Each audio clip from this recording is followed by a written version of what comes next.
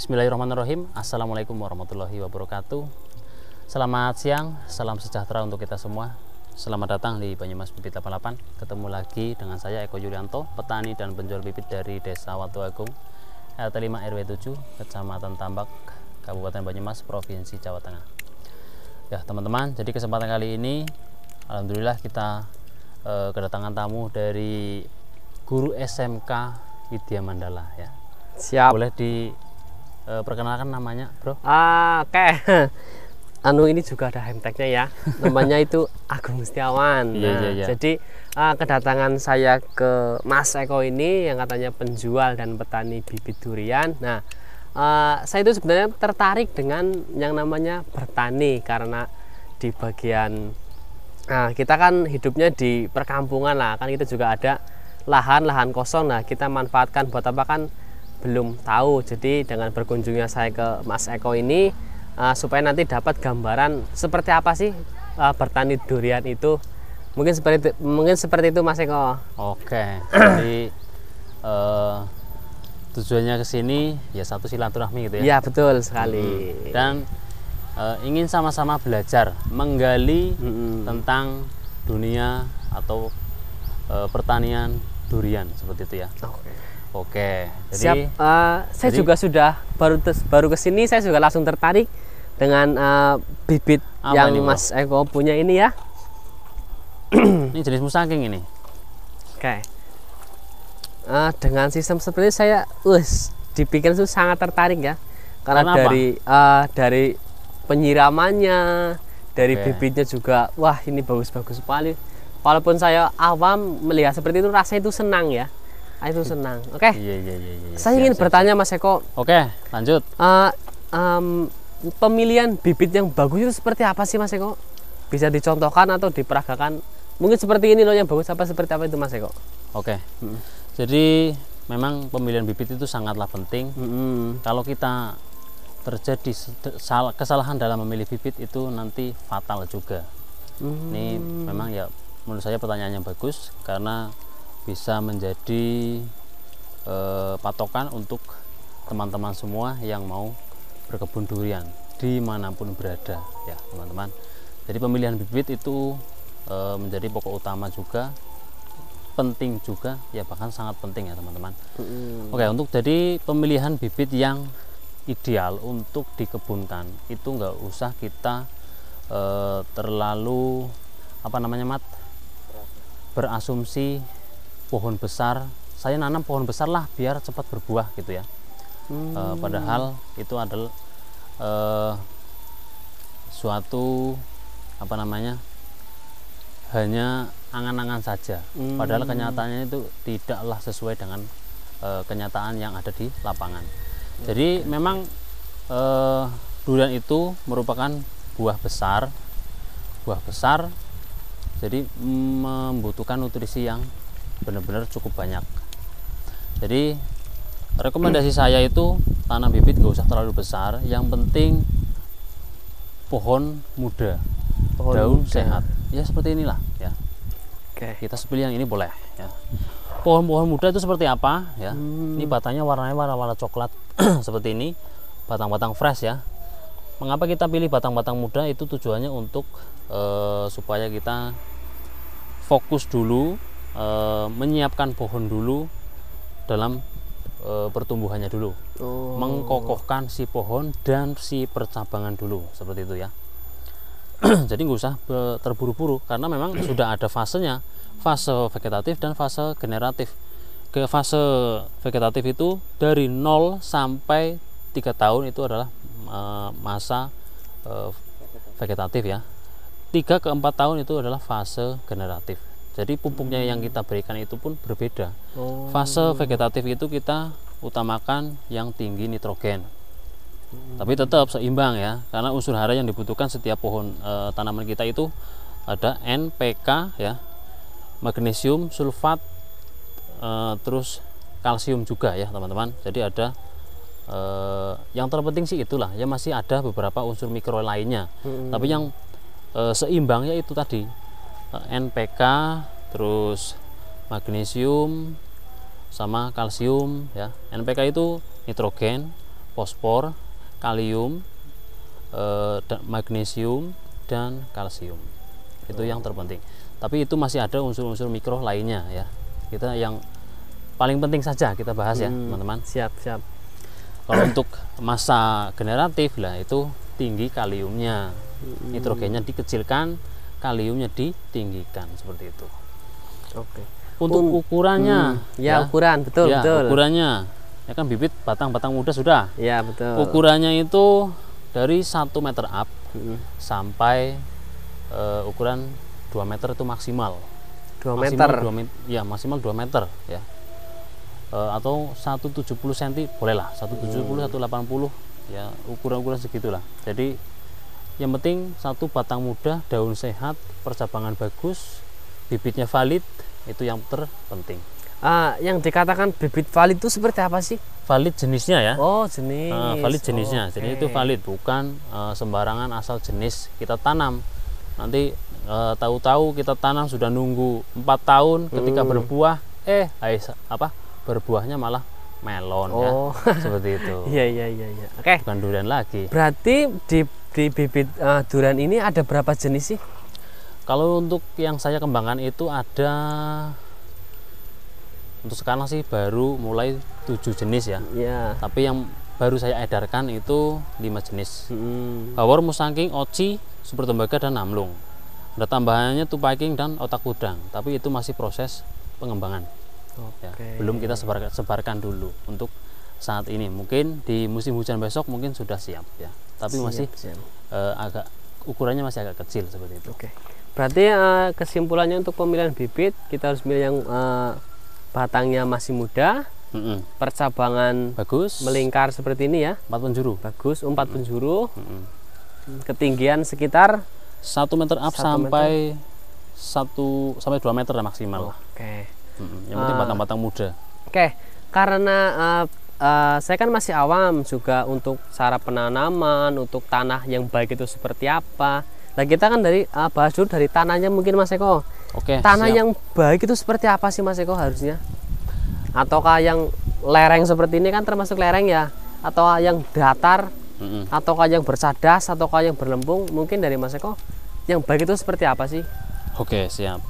Jadi memang di berbagai daerah kontur tanah itu berbeda, dan antara datar dan terasering. Kalau saya ini karena sudah hampir memasuki perbukitan ya, tanahnya itu udah terasering. Ya. Kalau tanah di tempat saya ini tanah terasering, saya cukup menggunakan penanaman dengan sistem busut saja. Ya. Ini penanaman dengan sistem busut karena tanahnya sudah terasering, undak-undakan gitu ya. Tapi kalau kita nanamnya di tanah datar ya, kita pakai sistem busut itu menurut saya wajib lah ya.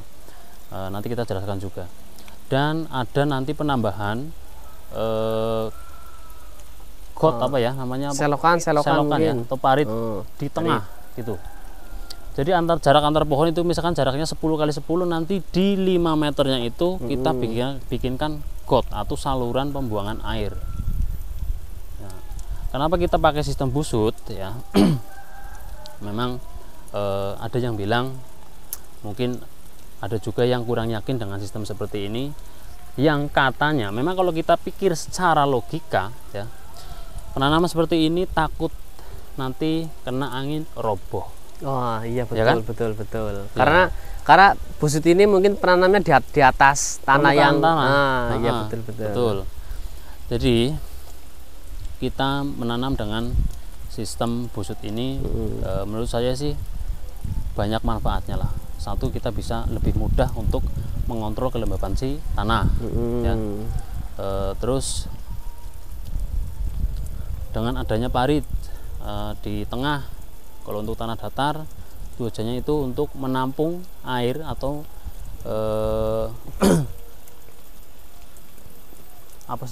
saluran pembuangan lah ya, saluran pembuangan air ketika musim hujan seperti itu. Jadi ini penanaman seperti ini kalau menurut saya sudah sangat rekomen.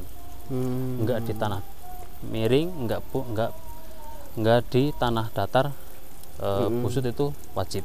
Kenapa saya bilang wajib? Karena di setiap tahunnya kita tanam sudah tinggi busut, misalkan tinggi 60 sampai 80 cm. Per tahunnya itu bisa amblesnya itu 30 cm.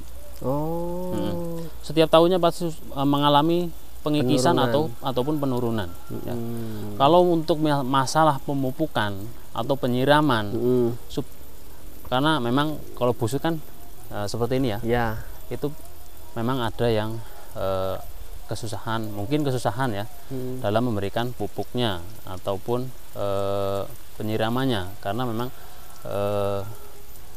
tanahnya lari terbawa air yang kita siramkan. Mungkin barangkali seperti itu.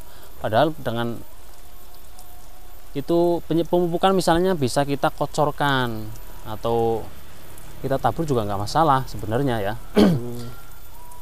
Penyiramannya juga kita bisa sesuaikan dengan sistem seperti apa ya. Memang kebanyakan kan busut nanti di tengahnya di sini dibikin kubangan supaya air itu menggenang, tidak lari ya. Kalau saya lebih suka seperti ini karena pori-pori dalam tanah itu lebih akan tetap terjaga. Beda sama kita tampung, kita genangkan di area pohon, itu nanti pori-pori tanah yang ada di permukaan tanah itu malah tertutup oleh endapan si air itu. Jadi nanti malah akar itu tidak terkena oksigen dengan sempurna, maka disitulah karena kita pupuknya banyak kimia. Nah nanti kalau tanahnya terlalu lembab, terlalu basah, itu nanti tanah menjadi asam. Nah ketika tanah sudah menjadi asam, lah nanti akan menyebabkan jamur fusarium, busuk akar seperti itu. Tapi kalau pori-pori tanahnya seperti ini terjaga ya, kelembabannya juga terjaga, insya Allah aman dari ya hal-hal seperti itulah ya, seperti kayak jamur gitu. Jamur mungkin akan lebih aman lah, menurut saya sih seperti itu. Oke. Saya itu pernah lihat tetangga saya itu menanam pohon durian, kok itu ditanam di bawah permukaan tanah. Jadi digali, terus dikasih pupuk kandang yang banyak, terus ditaruh bibit duriannya, terus diurukin lagi. Nah ternyata kok malah daunnya mengkuning, terus pohonnya kok malah mati. Itu gimana itu? Lama-lama mati? Iya, lama-lama mati. Oke. Nah ya, nah itu memang mungkin dari pengalaman dari orang dulu mungkin ya. Iya. Mungkin orang dulu mengajarkan kita untuk nanam apa namanya, pohon kelengkeng, pohon mangga, pohon nangka ya. Mungkin pohon-pohon seperti itulah yang dipraktekkan. Nah kalau pohon durian sama pohon alpukat itu nggak bisa. Perakaran dia nggak bisa kita samakan dengan pohon-pohon yang lainnya. Kayak pohon, mungkin dulu kalau di sini kan rata-rata menanamnya itu pohon keras, kayak pisang ya, terus kelapa. Nah itu bisa, dia bisa. Tapi kalau untuk pisang sebenarnya sih untuk jangka panjangnya juga nanti akan lebih mudah terkena apa sih namanya, uret ya. Uret. Iya, uret. Nanti ketika sudah mau keluar buah, tiba-tiba pohon mati. Itu sering juga kita temukan ya. Itu virus juga ternyata. Jadi untuk durian sama alpukat itu nggak bisa kita tanam di bawah permukaan tanah atau masuk lubang, apalagi diisi dengan pupuk kandang. Itu sudah paling sangat berbahaya menurut saya. Jadi biasanya sih memang kalau untuk musim hujan ya, musim kemarau itu masih aman, belum terserang jamur. Tapi ketika nanti sudah mulai turun hujan, musim hujan, nah sel-sel jamur itu akan naik. Apalagi kalau kita nggak fermentasi terlebih dahulu kohenya itu, itu sangat cepat merembetnya gitu ya. Oke, tapi kalau penanaman kita pembuatan lubang itu sebenarnya memang dianjurkan atau tidak dikasih lubang itu tidak masalah Mas Eko? Kalau ini dulu saya nanam nggak bikin lubang sama sekali ya, karena kenapa saya nggak bikin lubang, karena saya melihat tanahnya ini tanah yang sudah sangat gembur. Berarti untuk pembuatan lubang sendiri itu aslinya untuk menggemburkan tanah sebenarnya ya? Hanya untuk penggemburan saja. Berarti memang tetangga saya itu salah kaprah memang itu ya? Ya itu kan bisa karena mungkin kurangnya pengetahuan ya kita maklumi ya. Oke. Dan percaya nggak percaya, tanah bekas galian sama tanah yang belum kita apa-apain, misalkan tanah inilah, Ya. ini tanah galian ya.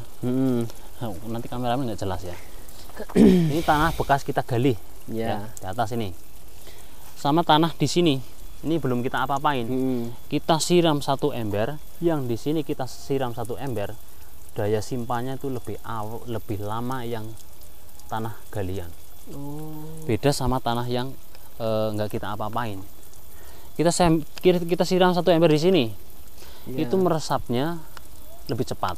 Tapi kalau yang ini, ya meresap sih cepat, tapi nyimpennya itu yang lama. Kalau tanah bekas kita aduk-aduk gitu loh, bekas kita aduk-aduk, dia nyimpennya tuh lama. Berarti nanti Porosnya lama gitu. penyimpanan itu berefek pada penyiraman pohon durian itu sendiri ya Pak ya? Betul. Berarti untuk penyiraman pohon durian yang sudah seumuran segini itu maksimalnya itu berapa hari sekali itu Mas Eko? Kalau saya ini 3 hari sekali. 3 hari sekali masih berani itu Mas Masih Eko? berani. Tapi itu tidak juga Menjadi patokan. juga menjadi patokan karena setiap daerah itu cuacanya berbeda, kontur tanahnya juga berbeda. Jadi ya sesekali dicek atau sambil jalan-jalan lah gitu ya. Dikoreh tanahnya ya. Biarpun permukaan di sini kelihatannya agak kering, tapi coba dikoreh sini, dalamnya itu masih basah apa enggak. Kalau masih basah ya udah biarin dulu. Berarti juga kita juga harus tahu kondisi tanahnya juga ya. Jadi tidak 3 kali sehari itu juga bukan sebagai patokan ya. Nggak bisa jadi patokan lah.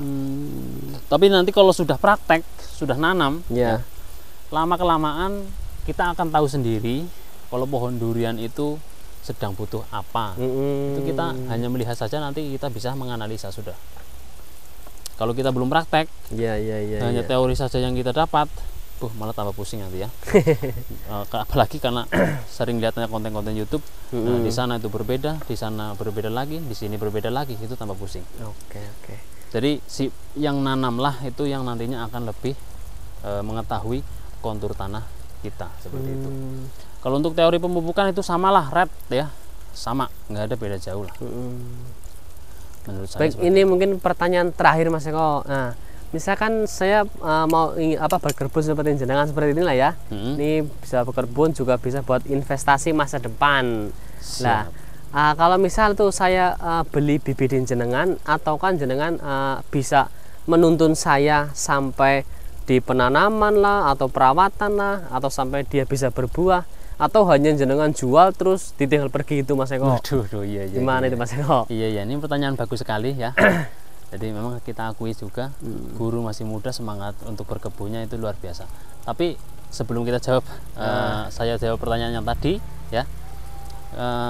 Saya juga ingin bertanya, kenapa guru usianya juga masih muda ya, tapi mau bertani? Untuk dari saya sih sebenarnya karena kan basic saya juga orang desa, juga ada lahan juga untuk ditanam, juga untuk melihat dan mereferensi dari berbagai sumber media. Yang namanya pohon durian itu memang pohon emas Mas Eko. Pohon emas ya, termasuk pohon emas. Karena apa? Karena buahnya satunya itu sudah bisa sampai 300.000, 500.000, ya, hampir 1 juta hanya untuk sekali makan. Nah, kalau kita bisa investasi dari kita umur masih muda, kita kan bisa menikmati di umur kita belum terlalu tua Mas Eko. Seperti itu. Apa mau sampai tua? Kan kalau umur memang tidak ada yang tahu Mas Eko, tapi kan kita berusaha lah bagaimana kita kedepannya kan seperti itu. Oke, siap. Oke teman-teman, jadi terima kasih ya Bro Mamat. Siap. Jadi saya mau jawab pertanyaan yang tadi. Nah, ini merupakan pertanyaan yang menurut saya sangatlah wajar, yang akan ditanyakan, yang akan dilontarkan kepada semua yang mau berkebun durian. Ya, saya akan berusaha semampu dan sebisa saya untuk mendampingi ya teman-teman, mendampingi sampai berhasil. Yang penting satu, jangan putus komunikasi, tetap berhubungan baik, menjalin tali silaturahmi. Ya, siapa tahu nanti berkesinambungan seperti itu. Siap. Jadi karena memang setiap petani yang menanam durian atau berkebun durian lah ya, harapannya satu itu tumbuh subur ya. Amin, amin. Tumbuh subur, melihat tanamannya tumbuh subur, otomatis kan sudah sangat bangga, sudah senang ya. Senang lah. Apalagi nanti kalau pohonnya sudah mulai berbakti, sudah mulai berbuah. Itu sampai yang nunggunya selama 3 tahun itu terbayarkan lah, seperti itu. Amin, amin. Pokoknya harapan saya ya setiap petani atau setiap owner yang membeli bibit ke saya ya pada berhasil, pada sukses di kemudian harinya. Ya pokoknya saya akan berusaha sebisa mungkin untuk selalu mendampingi kebun-kebun yang ngambil bibit ke saya. Dan hal-hal seperti ini bukan hanya saya ngomong saja. Kemarin-kemarin sudah saya buktikan dan sudah saya praktekkan. Untuk yang berkebun ya, kita datangin ke sana, bahkan kita ajarkan, bukan kita ajarkan ya, kita dampingi dari mulai cara penanaman ya, dari mulai cara penanaman, pemberian pupuk, perawatan dan sebagainya kita praktekkan di kebunnya langsung ya. Dan tujuannya kita datang ke sana juga kita melihat kontur tanah yang akan dijadikan kebun durian tersebut. Dengan kontur tanahnya seperti ini, wah ini bagusnya dengan metode seperti ini. Nah nanti kan kita bisa mengira-ngira lah ya, mengira-ngira sudah feeling lah ya, ini harus diolah seperti ini, seperti itu ya. Oke, mungkin cukup dari saya juga sudah terlihat gambaran, sedikit gambaran, juga nanti juga bisa berhubungan terus dengan Mas Eko supaya nanti juga bisa menjadi petani muda yang sukses begitu. Siap, amin. Ya, janganlah semangat hanya di awalnya saja ya, nanti di pertengahan sudah males-malesan ya. Ya pokoknya harus terus semangat. Selagi kita kasih perawatan terbaik, pohon durian yang kita tanam pun akan menghasilkan yang maksimal juga. Oke, siap ya. Amin, amin. Jadi kalau kita nanam ya pasti nanti kita panen lah ya, bukan begitu Pak Guru? Siap, pastinya harusnya begitu Mas Eko. Kalau tidak seperti itu kan kita juga rugi uang, rugi waktu, juga rugi tenaga, seperti itu aja. Siap lah, oke ya. Ya teman-teman, saya Mas Eko dan Agung Setiawan ya. Mohon undur diri, pamit ya. Cukup sekian dari saya. Mudah-mudahan video kali ini bisa menjadi referensi atau penyemangat yang mau berkebun durian ataupun yang sudah melakukan penanaman gitu ya. Ya, tetap semangat untuk menuju kesuksesan dalam pertanian durian seperti itu ya. Cukup sekian dari saya. Wassalamualaikum warahmatullahi wabarakatuh. Waalaikumsalam warahmatullahi wabarakatuh.